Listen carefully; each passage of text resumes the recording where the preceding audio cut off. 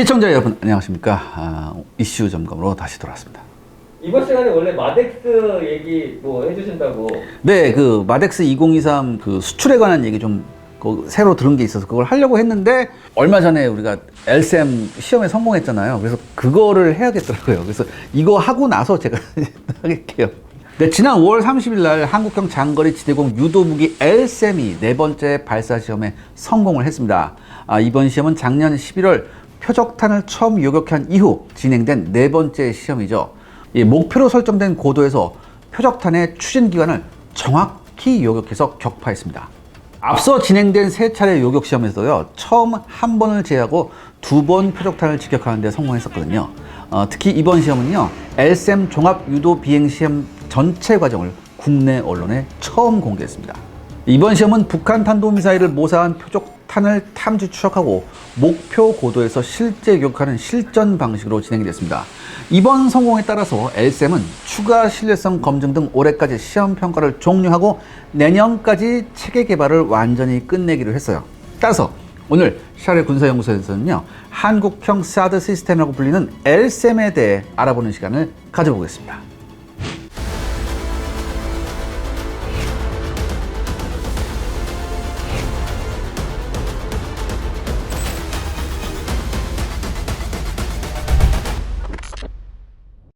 자, 단도직입적으로 LSM은 뭔가요? 네, 이 LSM을 알기 위해서는요, 먼저 우리가 KAMD를 이해해야 합니다. 이 KAMD는 한국형 방공 미사일 방어 체계, 즉 코리아 에어 앤 미사일 디펜스, 한마디로 우리 독자적으로 운영하는 미사일 방어 체계라는 뜻입니다. 이 많은 분들께서 잘 모르시는데요, 우리나라는 세계적으로도 알아주는 다층망 방공 체계를 구축하고 있는 나라입니다. 고도 15km부터 150km까지 촘촘하게 방공망을 배치했죠. KAMD는 이러한 다층망 방공 체계를 죄다 우리 손으로 만든 요격 시스템으로 커버한다는 개념입니다. 현재 우리나라의 방공망 체계를 보면요, 탄도미사일에 대해서 고도 15에서 40km 하층부를 패트리엇 팩3와 천궁2, 그 다음에 40에서 150km 중고고도를 담당하는 사드로 구성되어 있습니다.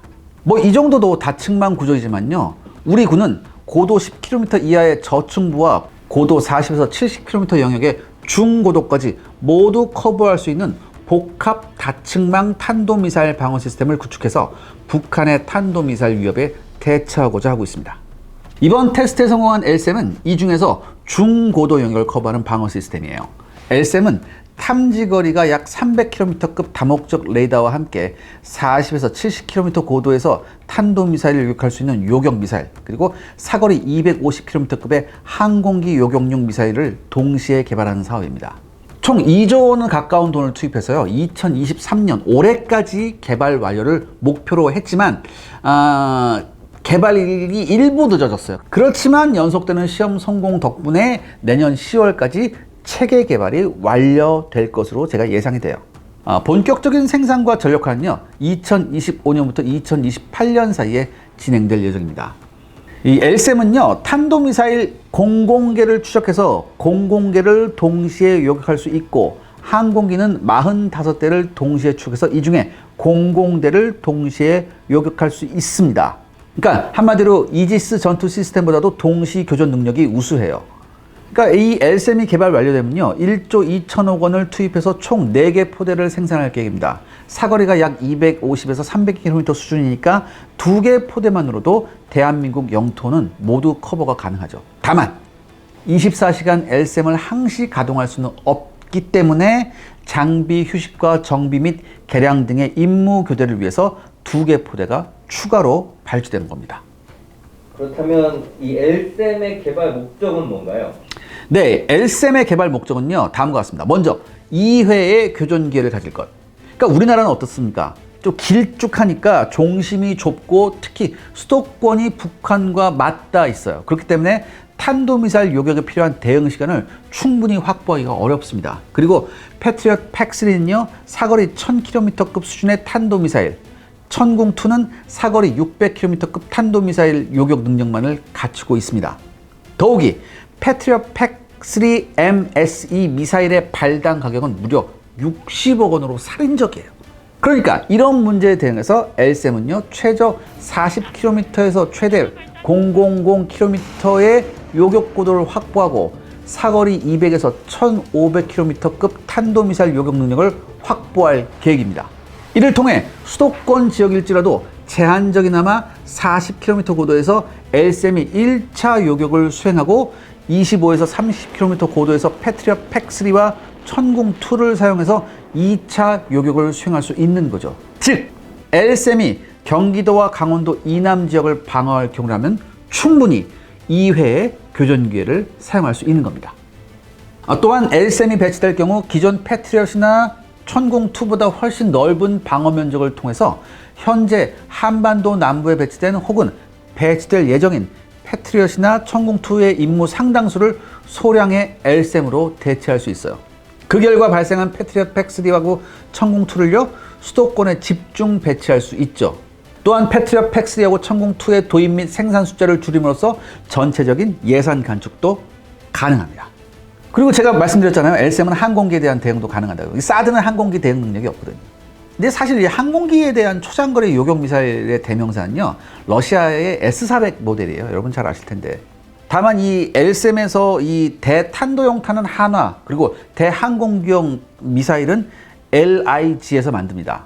아무튼 이 러시아의 S-400 지대공 미사일은요 사거리가 400km, 속도가 마하 12에 최대 고도가 185km에 이르는 40N6 초장거리 미사일을 운용하고 있습니다. 이 40N6의 목표가 뭐냐? 적의 조기 경보기와 장거리 정찰기, 그 다음에 대형 무인 정찰기, 대형 폭격기 요격이에요.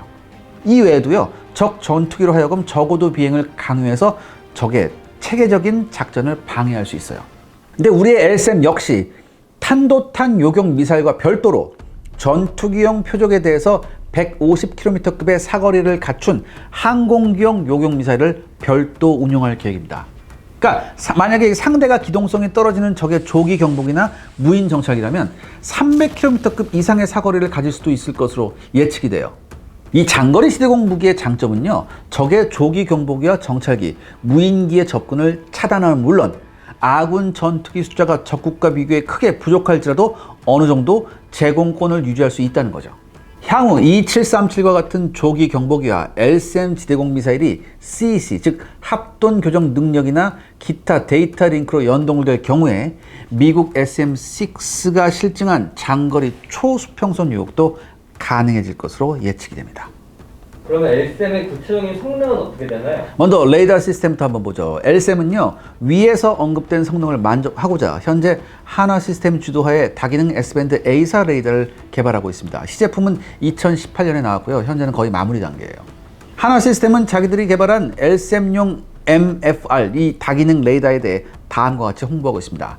S밴드 대역에 GAN 전력 증폭 소자를 사용하는 5천여 개의 TRM 모듈로 구성되어 있다.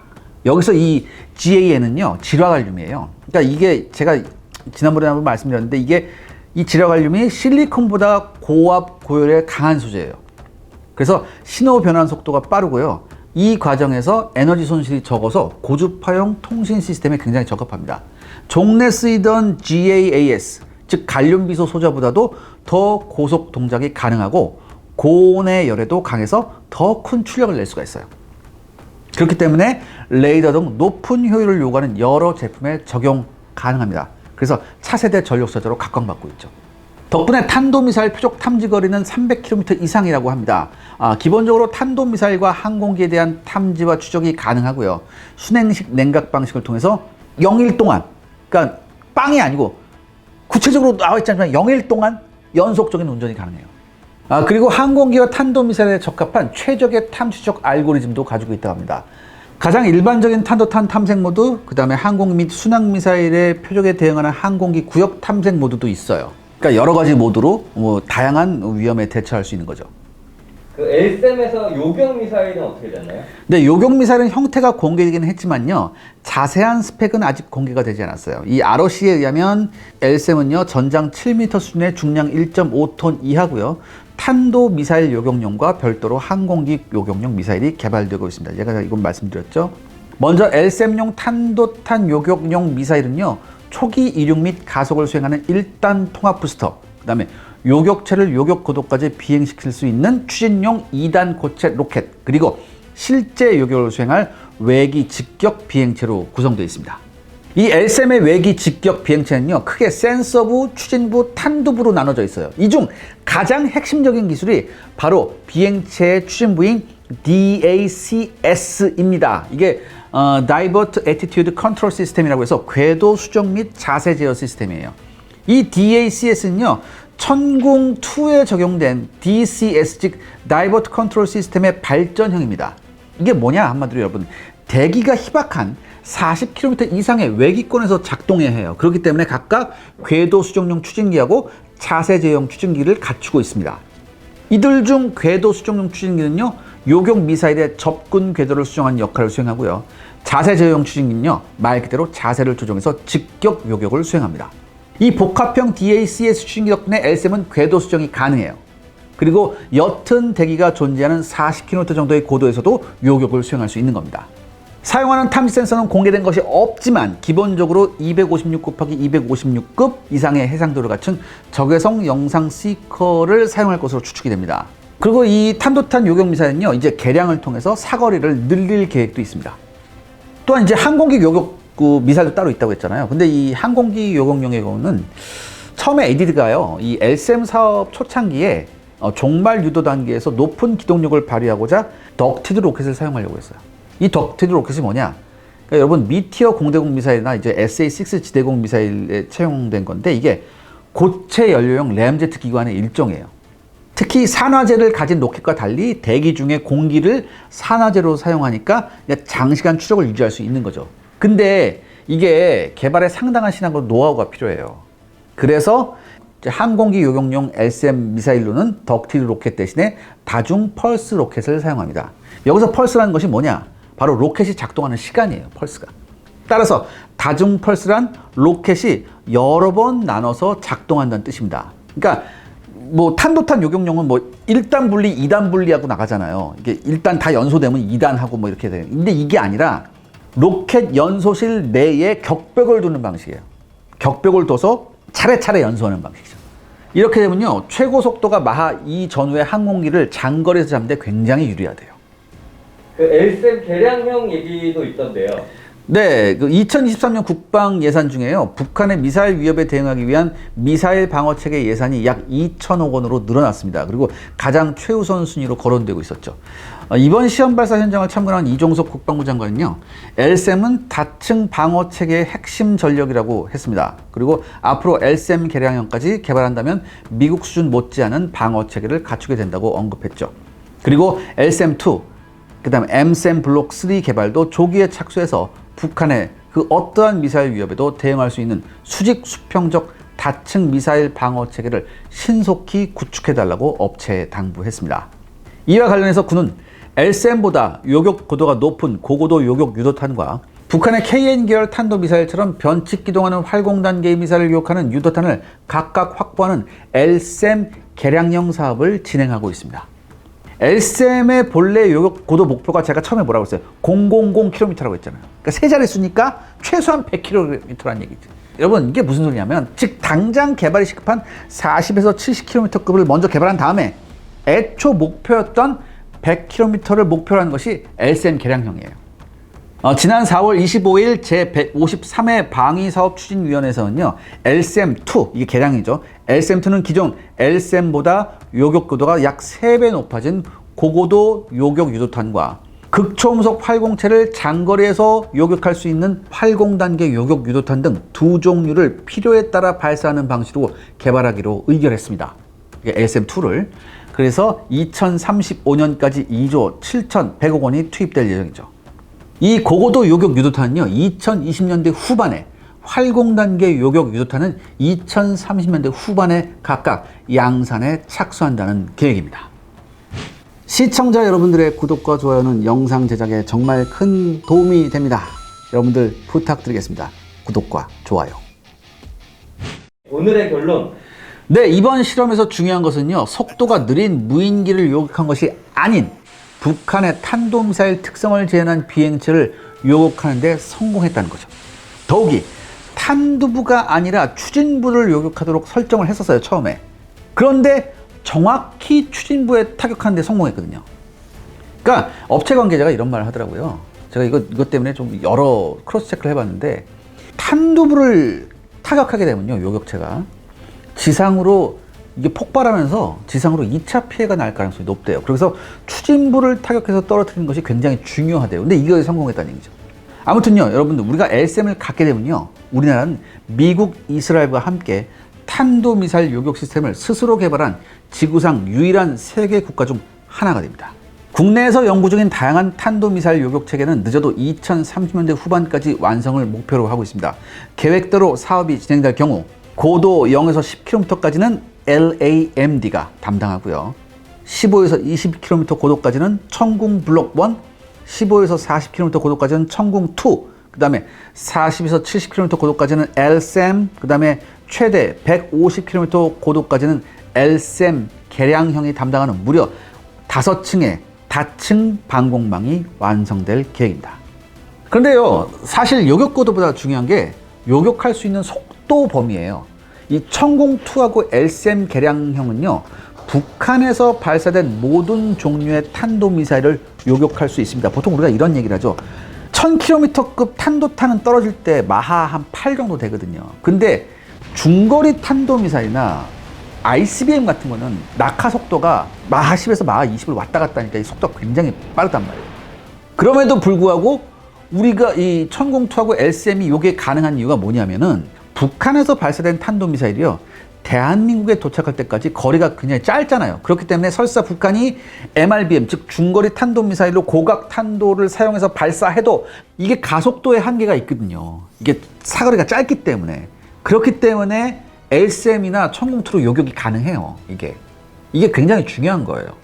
그렇기 때문에 이번 LSM의 시험 성공은요, 앞으로 우리가 북한의 탄도미사일 위협에 적극적으로 대처할 수 있는 가장 핵심적인 방어 체계라고 할 수 있습니다. 참고로 업체 측에서는 수출에도 자신을 갖고 있습니다. 고가의 미제나 이스라엘제 장비를 구입하기가 어렵거나 정치적 이유로 미국제 방공 시스템 도입이 어려운 나라들한테 굉장히 좋은 대안이 될 거라고 얘기했습니다. 이미 UAE와 사우디아라비아가 상당한 관심을 표하고 있다는 후문도 있습니다. 그래서 오늘의 결론,